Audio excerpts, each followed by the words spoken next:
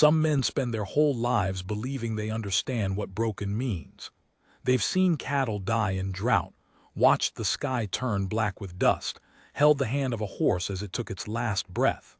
They think they know the shape of suffering, the weight of it, the texture, the particular shade of gray it paints across a landscape. They're wrong. Because real broken isn't what you see from a distance.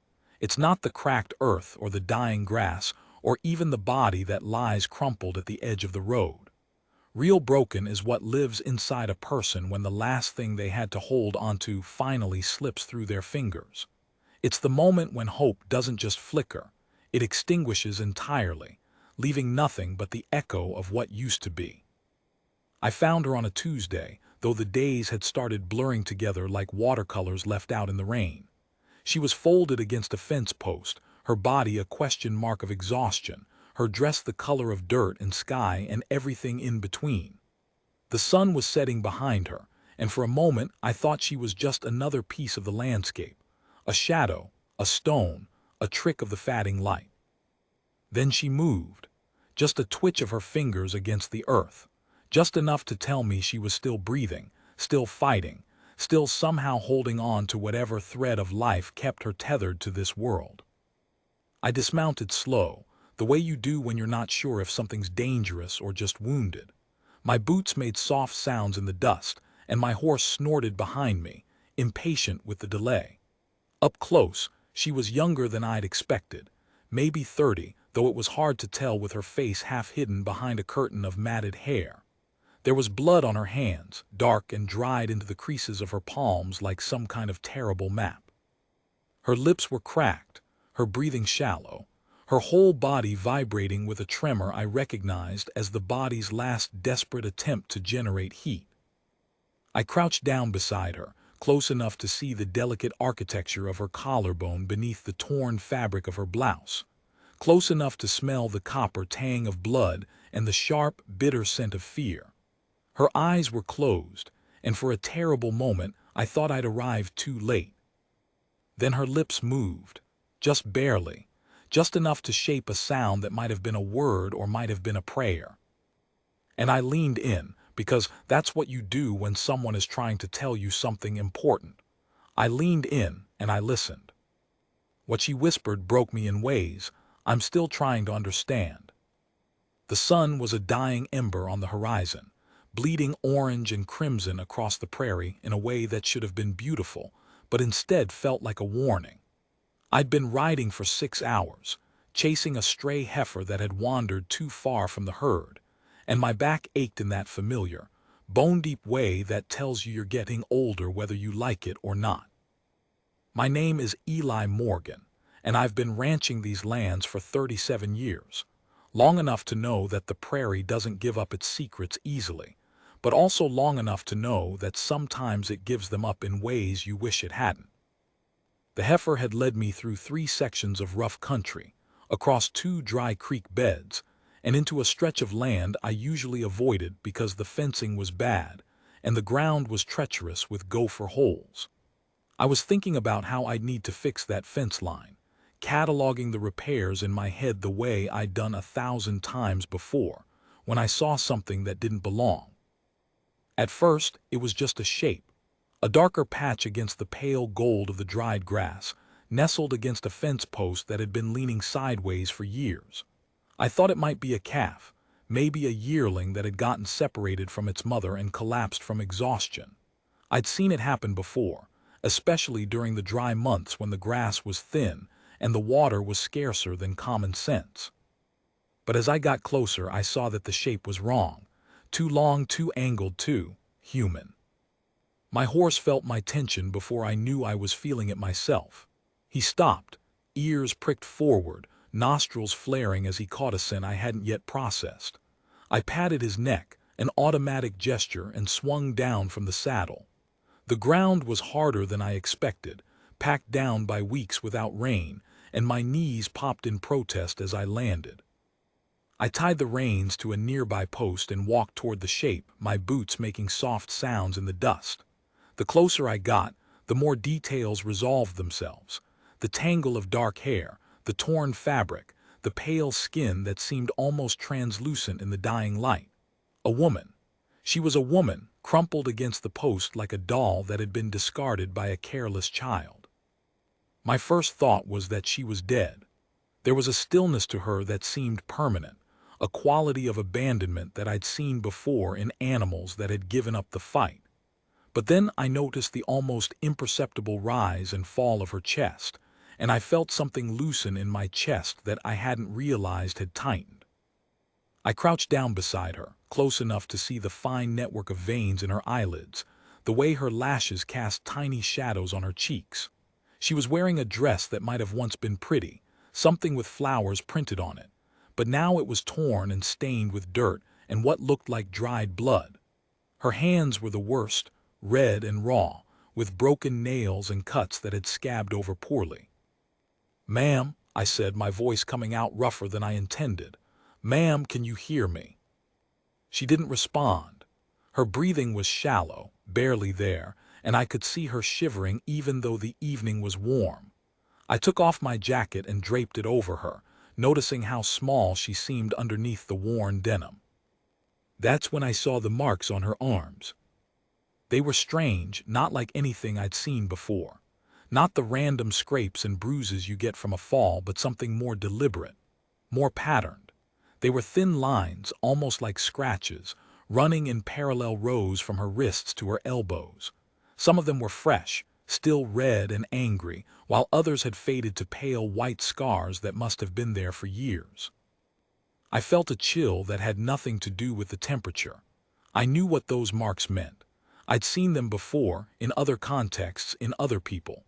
They were the kind of marks that spoke of a private war, a battle fought in silence against an enemy that lived inside your own head. "I'm going to pick you up now," I said, even though I wasn't sure she could hear me. "I'm going to take you back to my place, and we're going to get you some help." I slid my arms under her, surprised by how light she was. She felt like bird bones wrapped in paper, fragile and insubstantial. As I lifted her, her head lolled against my shoulder, and I caught a whiff of her scent, something floral, like honeysuckle, underneath the layers of dirt and sweat and blood. That's when her lips moved. At first, I thought I'd imagined it. The motion was so subtle, so barely there, that it could have been a muscle twitch or a reflex. But then she did it again, her mouth forming shapes that seemed to be trying to communicate something important. I leaned in closer, tilting my head so my ear was near her lips. Her breath was warm against my skin, faint but steady, and I could smell the sweetness of it despite everything else. And then she spoke. Just a whisper, just a breath really, but the words were clear enough to break something inside me. "Don't let me go back." My arms tightened around her involuntarily. I'd been holding her gently, carefully, the way you hold something that might shatter. But those 4 words changed everything. They were desperate, pleading, the words of someone who had been pushed past their breaking point and was clinging to the last thread of hope they had. "Back where?" I asked, even though I knew she couldn't hear me. "Back to who?" She didn't answer. Her mouth went slack, her body going limp in my arms, and I felt a surge of panic that I hadn't expected. I hurried back toward my horse, cradling her against my chest, trying to shield her from the jostling and the bumps. My horse watched me with patient eyes, his ears swiveling as I approached. I slung the woman across the saddle in front of me, positioning her so she was leaning back against my chest. She was so small that she fit easily, her head tucked under my chin, her hands limp in her lap. "Easy now," I murmured, more to myself than to her. "Easy, we're going to get you home." The ride back to the ranch took longer than it should have. I was careful, picking my way across the rough ground, trying to minimize the jolts and bumps. The woman was warm against my chest, her breath coming in shallow pants that occasionally hitched with what sounded like pain. I kept one arm around her, holding her steady, while the other hand guided the reins. As we rode, I found myself talking to her. It was a habit I'd developed over the years, talking to animals when I was alone, and it seemed natural to extend it to this unconscious woman. I'm Eli, I said. Eli Morgan. I've got a place about 3 miles from here. It's not much, just a ranch house and some outbuildings, but it's dry and warm and there's food. You're going to be fine. I've got a neighbor who does some nursing, old Mrs. Hendricks. She'll know what to do. The woman didn't respond, but I kept talking anyway. It felt important, somehow, to fill the silence with words, to create a thread of connection between us even if she couldn't hear me. I found a stray heifer today, I continued. That's what I was doing out here, chasing her. She's probably back with the herd by now. Stupid animal, always wandering off. They don't know how good they've got it, you know. Fenced in and fed and watered, and they still want to see what's on the other side. I laughed a little at that, the sound hollow in the quiet evening. I guess we're all like that, aren't we? Always looking for something better, something different, never satisfied with what we've got. The woman shifted in her sleep, a small sound escaping her lips. I tightened my arm around her, pulling her closer. It's okay, I said. I've got you. The ranch came into view as the last light was fading from the sky.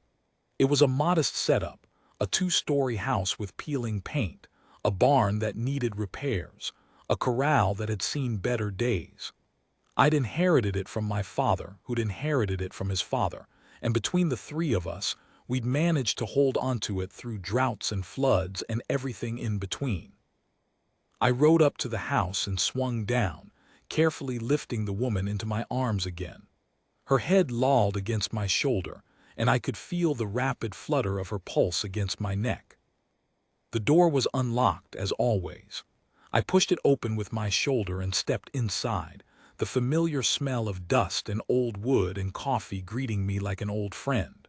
The house was dark, but I knew where everything was, and I navigated to the small bedroom I used for guests. I laid her down on the bed, being as gentle as I could.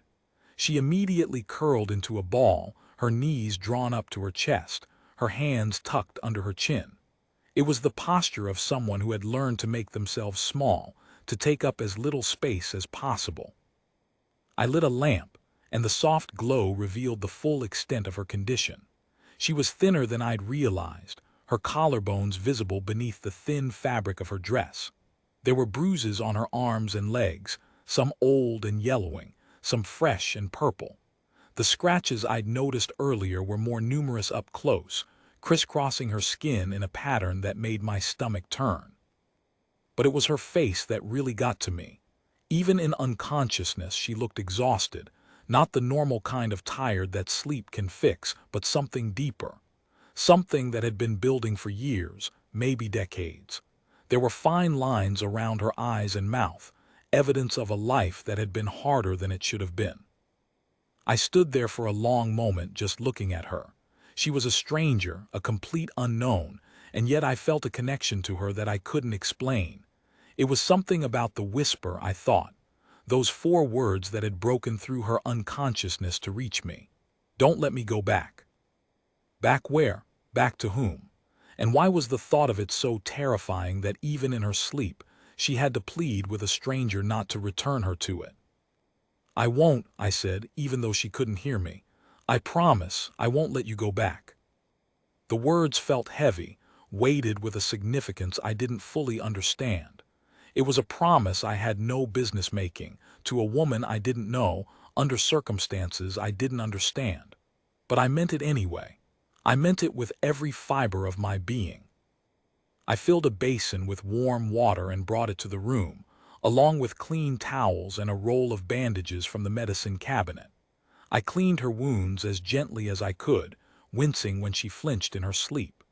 The scratches on her arms were the worst, some of them deep enough to need stitches, but I didn't have the skill for that. I just cleaned them as best I could and wrapped them in clean bandages. As I worked, I noticed things I hadn't seen before. The ring on her left hand, a simple silver band that had been polished to a high shine despite everything else being worn and torn. The small tattoo on her inner wrist, a tiny bird in flight, faded with age. The way she clutched at the blanket even in sleep, her fingers working at the fabric like she was trying to hold onto something solid. I recognized that gesture. It was the same way I'd seen wounded animals cling to life, their instincts telling them to hold on even when their bodies were trying to give up. It was a stubbornness, a refusal to let go, that spoke of a spirit that had been tested again and again and had somehow survived. "I'm going to get Mrs. Hendricks," I told her, even though I knew she couldn't hear me. "She'll know what to do, you just rest." I left the room and closed the door softly behind me. The kitchen was dark and I lit a lantern, watching the shadows dance across the walls. The kettle was still warm from earlier, and I made myself a cup of coffee, needing something to do with my hands. The coffee was bitter, but I drank it anyway.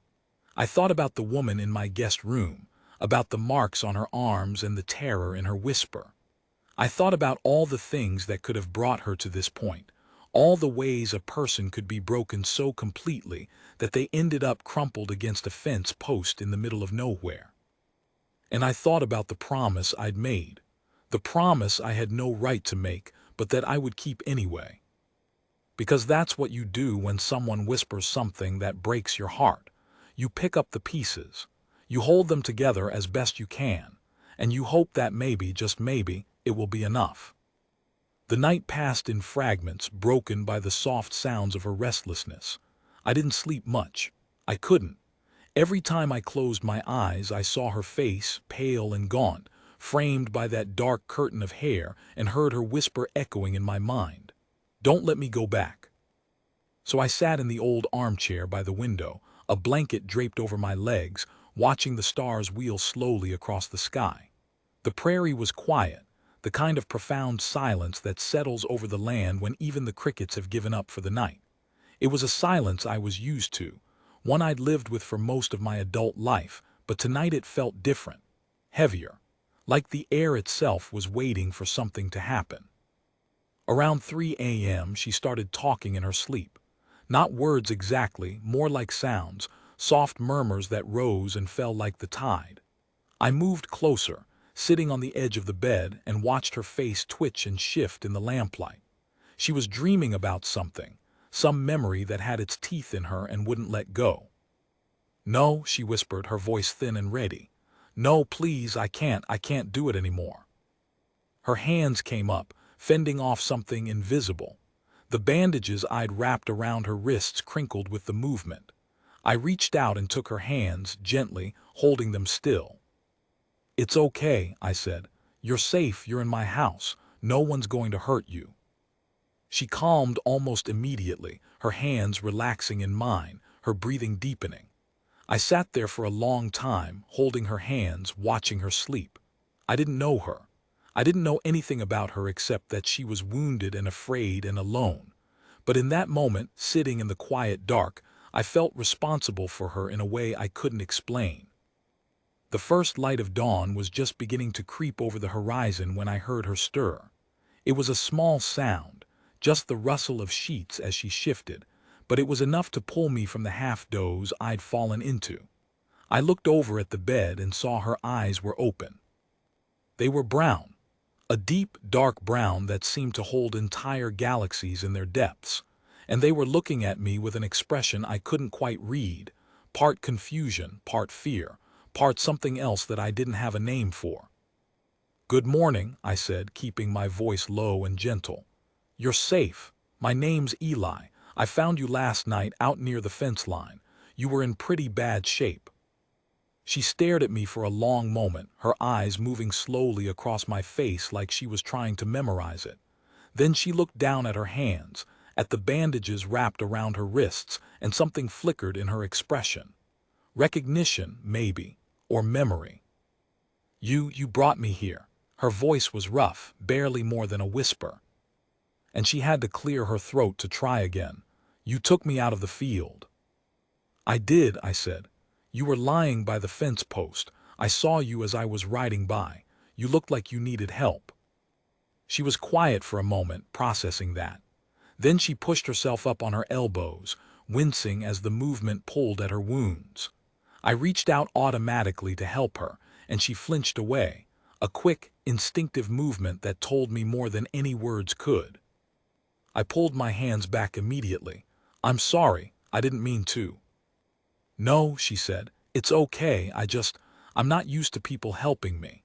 She looked around the room, taking in the faded wallpaper, the worn furniture, the single window that looked out onto the prairie. "Where are we?" "My ranch," I said. "About 30 miles north of Hope's Crossing. You're safe here. No one's going to hurt you."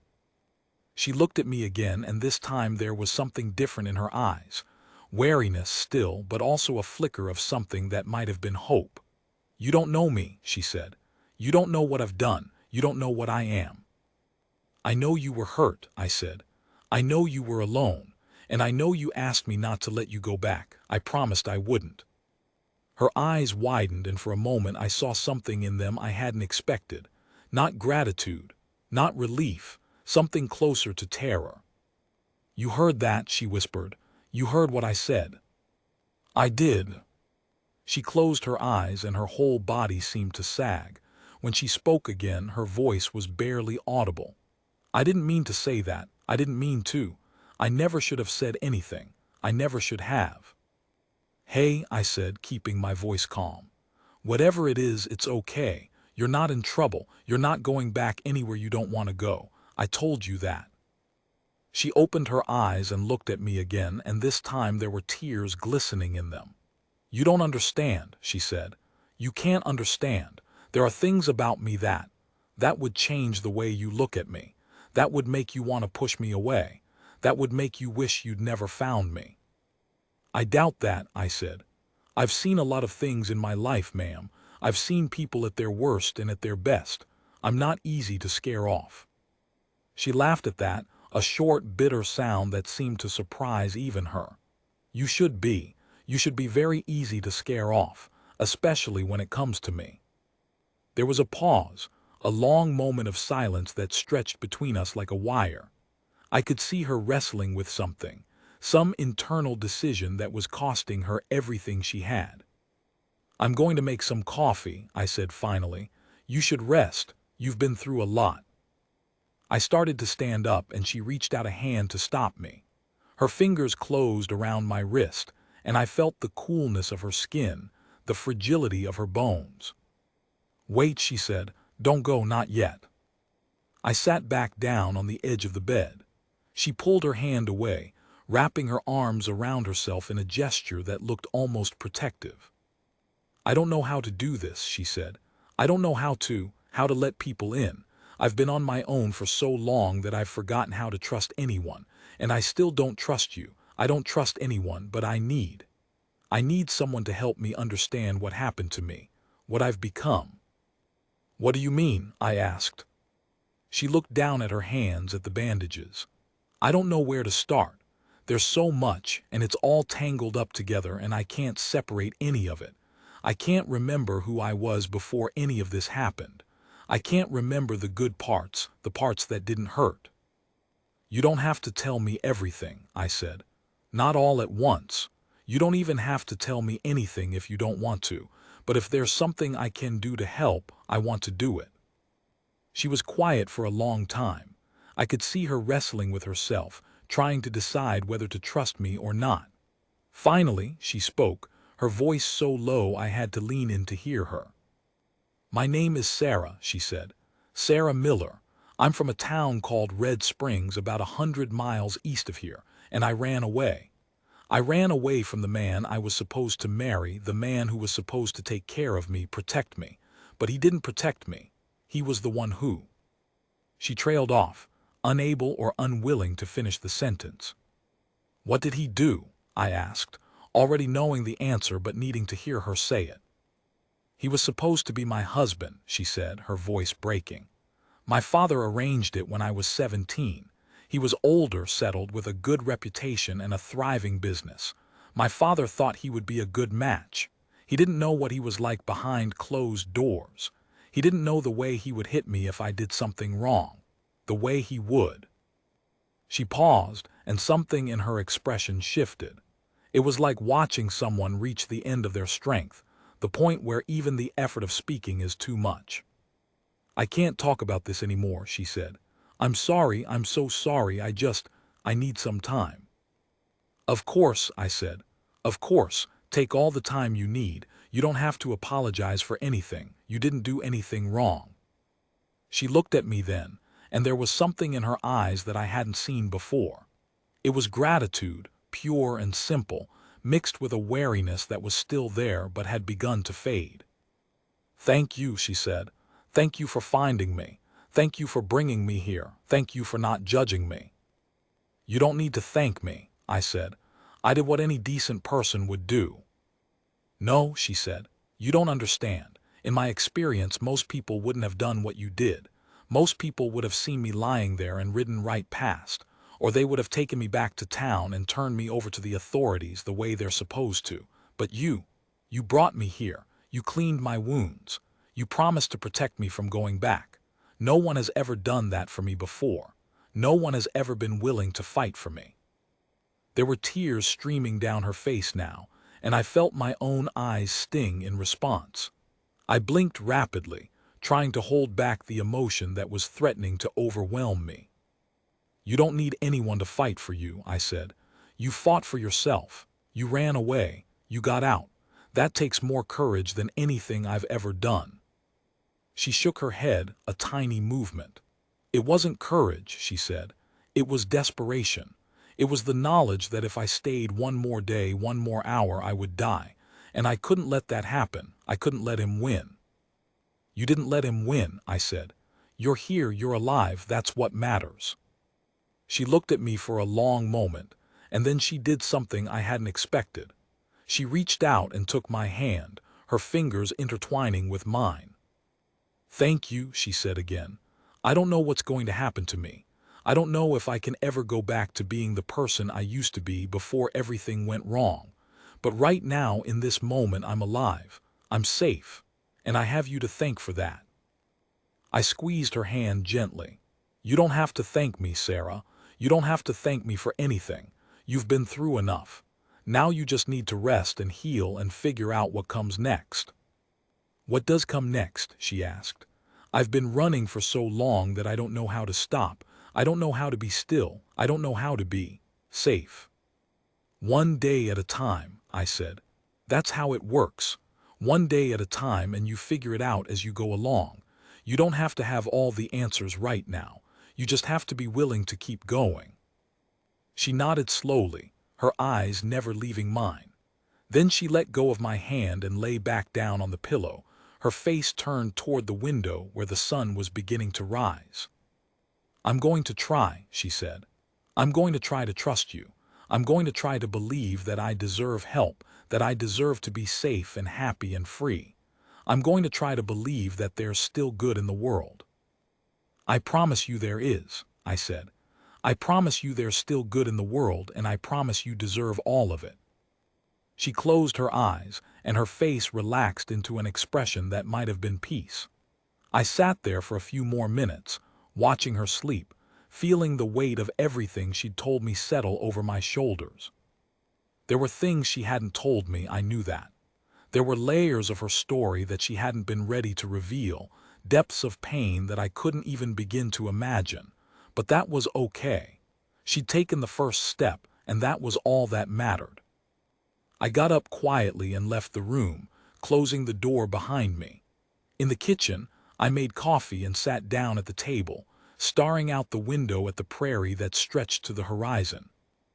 I'd been living alone for a long time. I'd gotten used to the silence, the solitude, the freedom of being answerable to no one but myself. But now, looking out at that vast expanse of land, I realized that maybe I'd been missing something. Maybe I'd been missing the connection that comes from sharing your life with someone else, even if that someone was a stranger who'd stumbled into your life by accident. I didn't know what would happen next. I didn't know if Sarah would stay or if she'd leave as soon as she was strong enough to travel. I didn't know if she'd ever be able to trust me completely, or if she'd always be looking over her shoulder, waiting for the other shoe to drop. But I knew one thing for sure. I wasn't going to let her down. I had promised her that she was safe, that she was protected, that she didn't have to go back to the life she'd fled. And I was going to keep that promise, no matter what it cost me. Because some promises, once made, can't be broken. and some people once found can't be let go. The days that followed were a slow, careful dance of trust and uncertainty. Sarah stayed in the guest room for the first week, her strength returning gradually as she ate the simple meals I prepared and drank the broth I simmered on the stove. She slept a lot, which I knew was her body's way of healing, and when she was awake, she was quiet, watching me with those dark, haunted eyes that seemed to see straight through to my soul. I tried to give her space, to let her set the pace of our interactions. I brought her food and water, checked her bandages, and sat with her sometimes in the evenings, reading aloud from whatever book I happened to have on hand.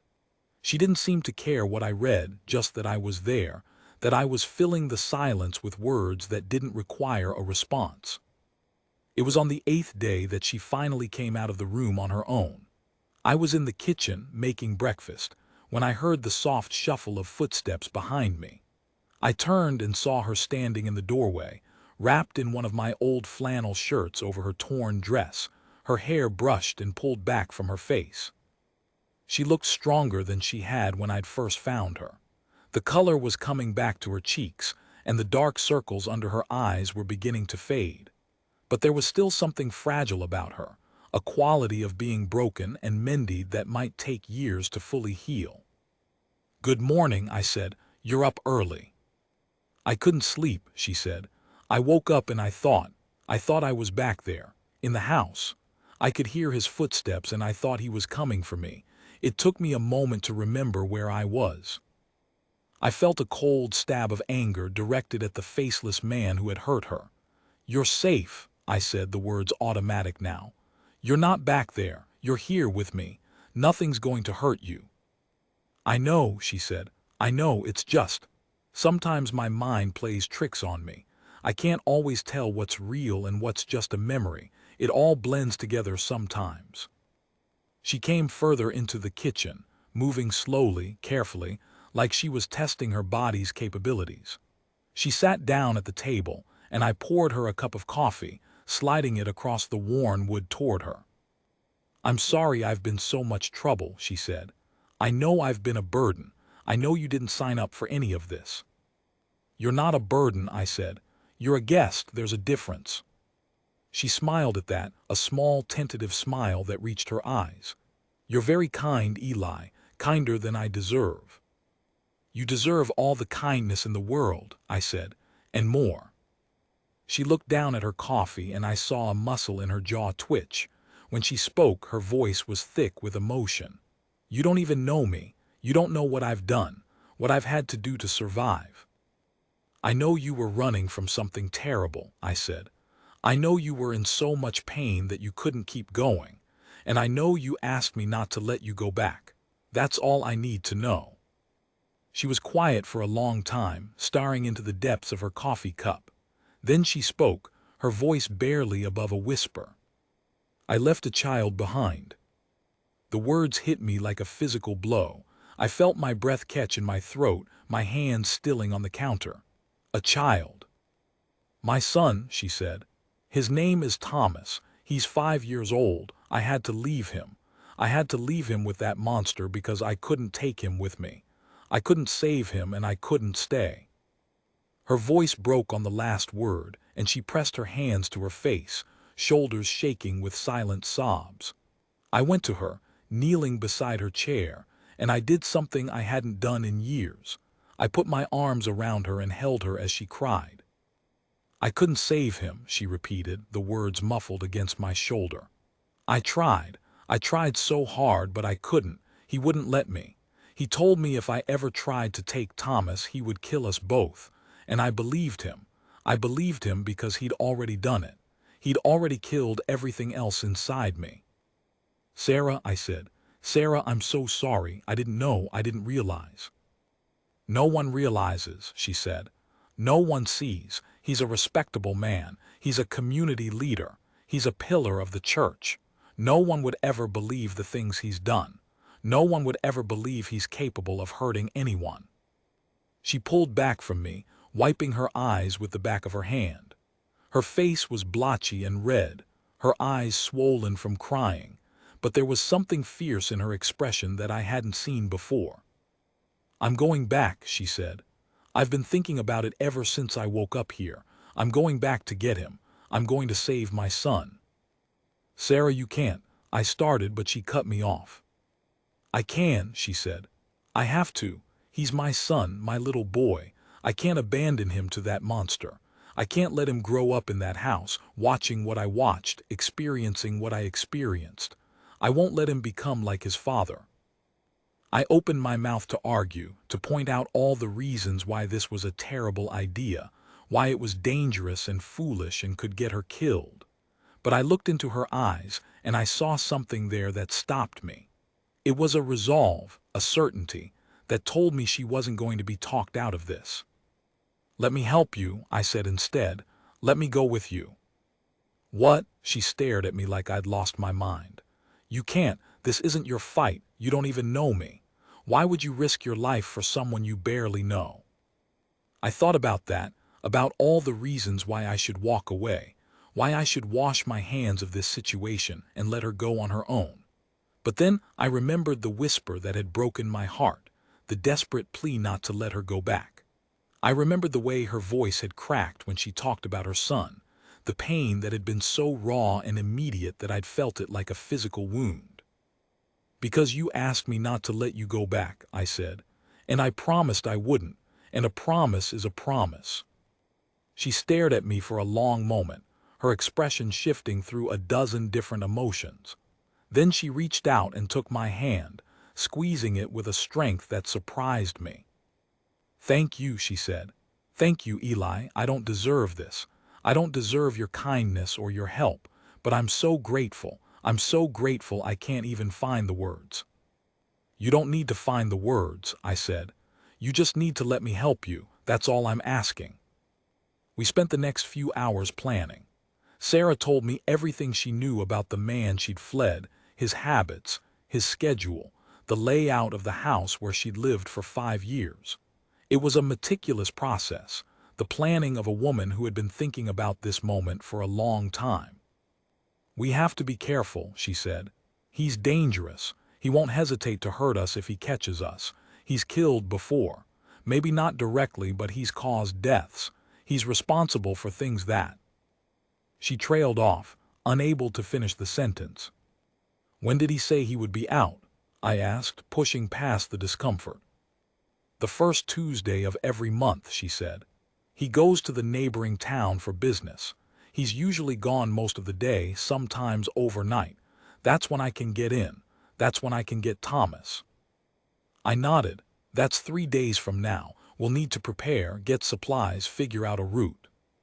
She looked at me then, and there was something in her eyes that made my chest ache. It was hope, fragile and tentative, like the first green shoots of spring after a harsh winter. "You think this can work?" she asked. "You think we can actually do this?" "I think we have to try," I said. "I think we have to try, and we have to believe that it can work. Because if we don't, then what's the point?" She nodded slowly, a small smile playing at the corners of her lips. "You really are something else, Eli Morgan. You really are." We spent the next 2 days preparing. I stocked the saddlebags with food and water, checked the hooves on my horses, made sure my rifle was clean and ready. Sarah packed a small bag with supplies for Thomas, her hands trembling as she folded the tiny clothes and set them aside. "I don't even know if he'll recognize me," she said, her voice thin. "It's been months, almost a year. What if he's forgotten me? What if he's been told I abandoned him?" "He'll recognize you," I said. "You're his mother. That connection doesn't break that easily." She looked at me with those dark, luminous eyes, and I saw the fear and hope warring in their depths. "You really believe that?" "I do," I said. "I have to, for you, for him, for all of us." The morning of the rescue dawned gray and overcast, the sky heavy with clouds that promised rain. I saddled the horses while Sarah stood in the doorway of the house, her bag clutched to her chest, her eyes fixed on the horizon. "Are you ready?" I asked, leading the horses over to her. She nodded, but there was a tremor in her hands that told me she was anything but. "I'm scared," she said. "I've never been so scared in my life, but I'm ready. I have to be ready." I helped her onto the horse, then swung up onto my own. We set out across the prairie, two riders moving toward a danger that neither of us fully understood. The land rolled out before us, vast and empty, and I felt the weight of what we were about to do pressing down on me like a physical force. It was a long ride, 4 hours across rough country, and by the time we reached the outskirts of Red Springs, the clouds had begun to threaten rain in earnest. We stopped at the edge of a small copse of trees, and Sarah pointed toward a building in the distance. "That's his house," she said. "The white one, and that's the school where Thomas will be." I looked at where she was pointing.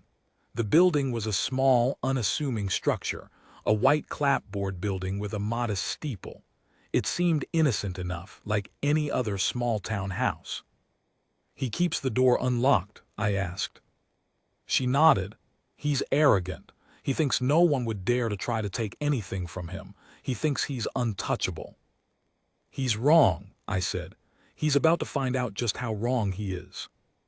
We waited until we saw her husband's wagon pull away from the house, heading toward the distant road. Sarah was tense beside me, her hands gripping the reins so tightly that her knuckles were white. "Now," she said, her voice barely a whisper, "this is our only chance." We approached the house cautiously, keeping to the shadows of the trees. Sarah knew the way, knew exactly which windows to avoid, which steps to take, which doors were safe to open. I followed her lead, trying to be as quiet as I could, my heart pounding in my chest. We reached the side door and she pulled out a key from her pocket. "I hid it," she said, "under a loose board near the porch. I had a feeling I'd need it someday." She turned the key in the lock, and the door swung open with a soft creak. I followed her inside into a house that was clean and orderly, a testament to the man who controlled it. But as I looked more closely, I saw the small signs of something darker. The lock on the inside of the pantry door, the worn spots on the floor that had been scrubbed too many times, the faint smell of something acrid and unpleasant that lurked beneath the lavender and lemon. I didn't tell her all of that, of course. I just looked around the room, trying to understand the reality of what she'd endured, and felt a cold anger building in my chest. "The school is just down the street," Sarah said, her voice low and urgent. "He'll still be in class. If we're quick, we can be in and out before anyone notices." We made our way to the school, a small building set apart from the rest of the town. There were only a few children there, maybe a dozen, all sitting at desks with their heads bent over their lessons. I saw the teacher, a plump woman with a stern face, and I understood why Sarah had been so careful. "Stay here," she said. "I'll go in and get him, just give me a few minutes." I watched as she approached the school, her movements careful and deliberate. She hesitated at the door, taking a deep breath before pushing it open. The teacher looked up, her face registering surprise, then confusion, then something else that I couldn't quite read. Sarah spoke to her in a low voice, too soft for me to hear. The teacher's face went through a series of emotions: shock, disbelief, and finally, resignation. She nodded slowly, turning to look at one of the children. A small boy, no more than 5, looked up from his desk. His face was pale, his eyes wide and uncomprehending. And then Sarah spoke to him, her voice carrying across the room with a clarity that made my heart ache. "Thomas," she said, "it's me, it's Mama." The boy stared at her for a long moment, his face frozen in an expression of disbelief. Then slowly, his eyes widened, and something in his face shifted. It was like watching a flower unfold, a slow and careful opening that was both beautiful and heartbreaking. "Mama," he said, his voice small and trembling. "Yes, baby, it's me." And then he was running, his small legs carrying him across the room, crashing into her arms with a force that nearly knocked her over. She caught him, lifting him up, holding him close against her chest. "Oh my God," she was saying, her voice choked with tears. "Oh my God, my baby, I've got you, I've got you." The teacher was watching, her face pale, her hands twisted together. I didn't know what Sarah had told her, didn't know how she'd convinced her to let the boy go. But it didn't matter. The deed was done. The boy was out. Sarah was already moving, walking back toward me with a speed that was almost frantic. She had Thomas in her arms, his small face buried in her neck, his body trembling with sobs. "We have to go," she said. "We have to get out of here before." I heard the sound before she finished her sentence. The sound of a horse's hooves, moving fast, approaching the school. I looked up and saw a man on horseback, his face twisted with rage as he took in the scene before him. "You," he screamed, his voice cracking with fury. "You think you can take my son? You think you can steal from me?" Sarah froze, her face going white. I could see the terror in her eyes, the instinctive response that had been drilled into her through years of abuse. But then Thomas whimpered, his small hands clutching at her dress, and something in her expression hardened. "Thomas is my son," she said, her voice steady despite the fear I could see in her eyes. "He's coming with me." "You're going to die," the man snarled. "You're both going to die." He drew a pistol from his belt, the metal gleaming in the pale light. I stepped forward, positioning myself between him and Sarah, my own hand going to the rifle at my side. "Put the gun down," I said. "You don't want to do this." "Who the hell are you?" he demanded. "Some stranger who thinks he can meddle in my affairs. You don't know what she is. You don't know what she's done." "I know enough," I said. "I know she's not going back with you. I know you're never going to touch her or the boy again. And I know if you don't put that gun down, you're going to be very, very sorry." The man laughed, a harsh and bitter sound. "You think you're a hero. You think you can just ride in and save the day. She's a liar, you know. She's probably been lying to you this whole time. She's not some innocent victim. She's a manipulator, a user." "Shut up," I said, cutting him off. "Shut up and put the gun down." He stared at me for a long moment, his eyes blazing with hatred. I could see the struggle happening behind his face, the battle between his rage and his self-preservation. And then he smiled, a cold and terrible smile that made my blood run cold. "You don't understand," he said. "You've already lost." And then he raised the pistol and fired. The sound of the gunshot echoed across the yard, a sharp crack that seemed to hang in the air for an eternity. I felt the bullet whistle past my ear, close enough to graze my skin, and I dove to the side, my rifle coming up instinctively. I fired back, not aiming to kill, just to make him stop, to buy us time to get away. The bullet caught him in the shoulder, spinning him around with a cry of pain. His pistol clattered to the ground, and he fell to his knees, clutching at his arm. "Sarah," I shouted, "go get on the horse, take Thomas and go." She didn't need to be told twice. She ran toward the horses, Thomas still in her arms, and swung up onto the saddle with a desperate agility that surprised me. She kicked the horse into motion, racing away from the school, away from the house, away from the nightmare that she'd finally escaped. I waited until she was clear. Then I ran for my own horse, my heart pounding in my chest. The man was still on his knees, his face contorted with pain and rage, and I knew that he would be back. He would not give up. He would not let her go. But that was a problem for another day.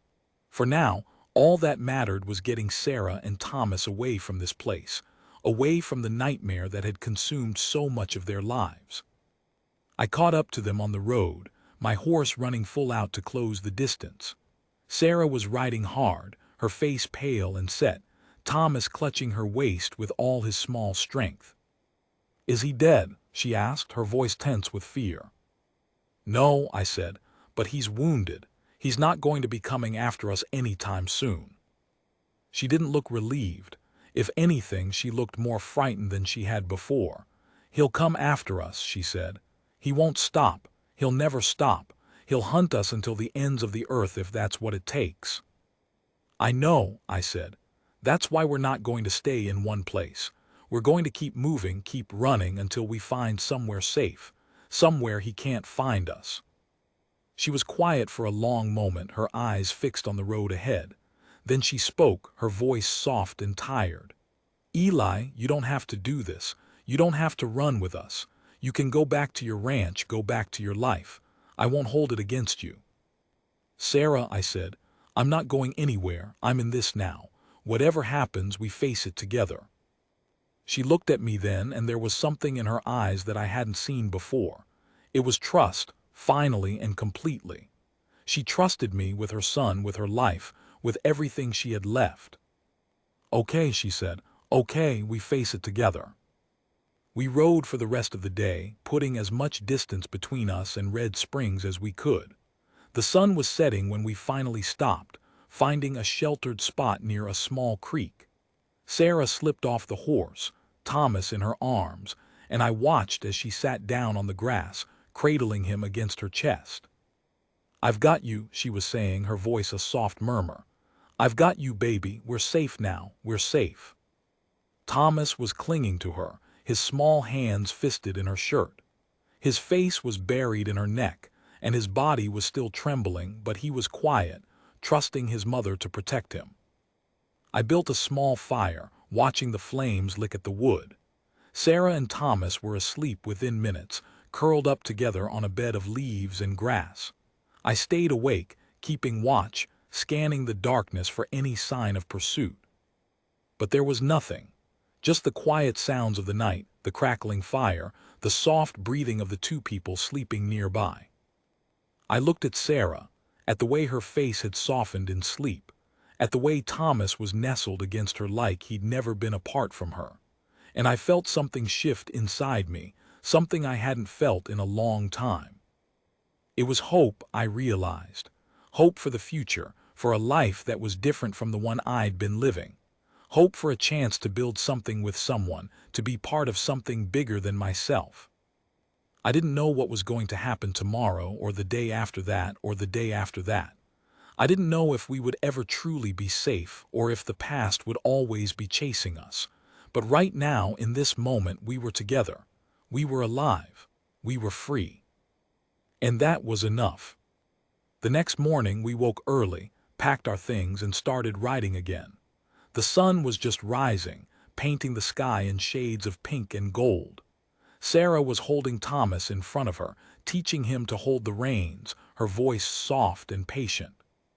"Like this, baby," she said. "See, not too tight, just enough to let him know you're there."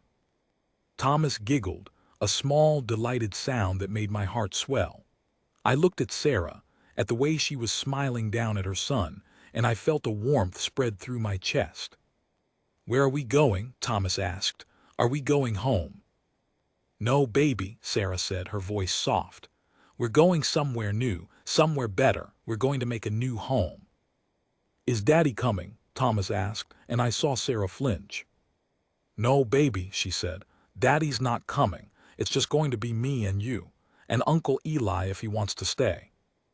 Thomas looked at me, his eyes wide and curious. "Are you going to stay, Uncle Eli?" I looked at Sarah, and she looked back at me, her eyes full of a question she wasn't sure how to ask. And I felt something settle in my chest, a certainty that had been building for a long time. "Yeah," I said. "Yeah, I'm going to stay, for as long as you'll have me." Thomas smiled, a bright and infectious smile that lit up his whole face. "Good," he said. "I like you, Uncle Eli." I felt a lump form in my throat. "I like you too, Thomas," I said. "I like you a lot." We rode on through the morning, the sun climbing higher in the sky. Sarah and Thomas were talking together, their voices a low murmur that was occasionally punctuated by bursts of laughter. I watched them, a feeling of profound contentment washing over me. It was later, when we stopped to rest, that Sarah came and sat beside me. She was quiet for a long moment, just looking at the horizon. Then she spoke, her voice soft and pensive. "Thank you," she said. "I don't think I've ever said that enough. Thank you for everything." "You don't have to thank me," I said. "You know that." "I know," she said. "But I want to. I want to say thank you for finding me. Thank you for saving me. Thank you for helping me rescue Thomas. Thank you for staying with us even though you didn't have to." I looked at her, at the way the sunlight was catching her hair, at the way her eyes were shining. I stayed because I wanted to, I said. There's nowhere else I'd rather be. She looked at me then, and there was something in her eyes that made my breath catch. It was a hope, a possibility, a future that had been impossible to imagine just a few weeks ago. "Where are we going?" she asked. "Where do we go from here?" I thought about that, about all the possibilities that lay ahead. I didn't have a plan, not exactly. I didn't know what the future held or how we would survive or what challenges we would face. But I knew one thing for sure. We go forward, I said. We go toward the horizon, and we build something new, something that belongs to us. She nodded slowly, her eyes never leaving mine. "Something that belongs to us," she repeated. "I like the sound of that." I reached out and took her hand, feeling the warmth of her fingers in mine. The future was uncertain and I didn't know what it held.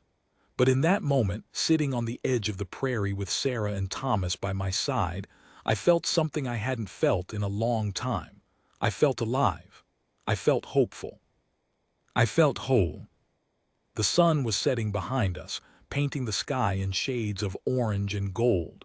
Ahead of us, the horizon stretched out endlessly, full of possibility and promise. And I knew that whatever happened next, we would face it together. That was all that mattered. That was everything. It was a small ranch, tucked away in a valley that was hidden from the main roads. The house was old but solid, with strong walls and a roof that didn't leak. The land was good, with water and grass and room to grow. Sarah and Thomas were waiting for me when I came back from checking the fence line.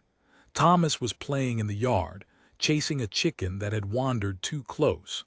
Sarah was on the porch, a cup of coffee in her hand, watching him with a smile that was soft and sad and hopeful all at once. She looked up when she saw me coming, and her face lit up in a way that made my heart skip a beat. I swung down from the saddle and walked toward her, taking the steps two at a time. "How was the fence?" she asked. "Needs some work," I said, "but that's a problem for another day." She nodded, a small smile playing at the corners of her lips. "I was thinking," she said, "maybe we could plant some flowers near the porch, something bright and cheerful."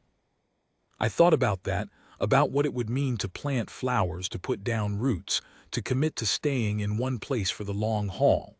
"I think that's a fine idea," I said. "What kind of flowers?" "Maybe sunflowers," she said. "They're tall, they stand out. They always look like they're reaching toward something better." I looked at her, at the way the sunlight was catching her hair, at the way her eyes were shining with a hope that had been absent when I'd first found her. And I remembered the whisper that had broken my heart, the desperate plea not to let her go back. I'd kept my promise. I'd kept her safe, helped her rescue her son, given her a chance at a new life. And in return, she'd given me something I hadn't even known I was missing. She'd given me a reason to hope. "Sunflowers," I said.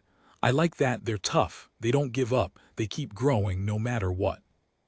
She looked at me, and I saw something in her eyes that made my breath catch. It was a question, a hope, a possibility that had been growing between us for months. "Eli," she said, "I know we haven't known each other long, and I know this is all happening fast, but I need you to know something." "What is it?" I asked, my voice barely above a whisper. "I love you," she said. "I know it's crazy. I know we barely know each other, but I love you. You saved my life. You saved my son. You gave us a chance when no one else would." I felt a lump form in my throat. I thought about all the years I'd spent alone, convinced that I was fine, that I didn't need anyone else. I thought about the emptiness I'd been carrying around, the loneliness I'd tried to fill with work and routine, and the quiet rhythms of ranch life. And I thought about how all of that had changed the moment I'd found her crumpled against that fence post. How the whisper had reached into my chest and broken something open. How she'd filled that broken space with hope and love and a future I'd never thought I'd have. "I love you too," I said. "I know it's crazy, I know it's fast, but I love you, Sarah. I love you and Thomas and the life we're building together." She stepped forward, closing the distance between us. Her arms came up, wrapping around my neck, and I pulled her close, feeling the warmth of her body against mine. "I'm going to stay," I whispered. "Forever, I'm going to stay." The sun was setting behind us, painting the sky in shades of orange and gold. Ahead of us, the future stretched out, uncertain and unpredictable, but full of hope. And I knew with absolute certainty that whatever came next, we would face it together. The old fence post stands in the empty field, leaning, weathered, a relic of a life that once was. The grass grows around it now, tall and green, a carpet of life that was absent before. The wind still whispers across the prairie, carrying the scent of rain and the memory of a whisper. Somewhere in a small ranch house tucked away in a hidden valley, a woman is planting sunflowers. A boy is chasing chickens in the yard, and a man is watching them, his heart full to bursting with gratitude and love. The prairie remains, the world turns, and life in all its messy and broken and beautiful glory goes on.